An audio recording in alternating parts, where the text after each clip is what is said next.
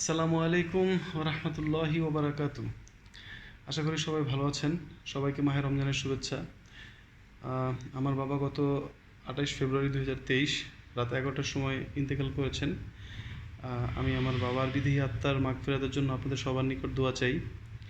আসলে আজকে যে উদ্দেশ্যে আমার এই ভিডিওটা তৈরি করা সেটা হচ্ছে, মসজিদে যখন আমরা নামাজ পড়তে যাই আমরা প্রায়ই দেখি, এটা বড় জমায়েতগুলোর ক্ষেত্রে বেশি হয়, যে বাচ্চা ছেলেরা নামাজ চলাকালীন সময়ে পেছনে দৌড়াদৌড়ি করে, শব্দ করে, চিল্লাচিল্লি করে, এরকম।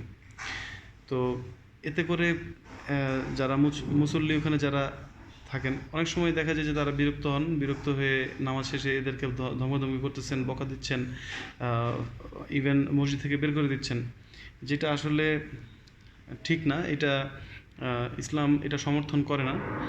বাচ্চা ছেলেরা এখানে যে বাচ্চাগুলো দুষ্টামি করে, এদের ম্যাক্সিমাম এদের বয়সই হচ্ছে 7 বছরের নিচে, এবং 7 বছরের নিচে এই বাচ্চাদের আসলে নামাজি ফরজ হয় নাই, কিন্তু তারা ওইখানে গিয়েছে।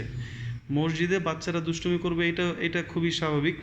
এবং আমাদের কারোই কোনো রাইট নাই, কখনোই কোনো মসজিদ থেকে কোনো মানুষকে বের করে দেওয়ার রাইট আমাদের নাই। যদি কেউ ভুল করে থাকে আমাদের তাকে বোঝাইতে হবে। বাচ্চাদের ক্ষেত্রে তো এটা আরও বেশি মানে খেয়াল করা উচিত যে ওরা ওরা দুষ্টুমি করছে, ওদেরকে আপনি ডাকবেন, বোঝাবেন কেন আসলে চিল্লাচিল্লি করা ঠিক না। এইভাবে আপনি ধমকায় যদি বের করে দেন, এটা আসলে ইসলামের নিয়ম বহির্ভূত হয়ে যায়।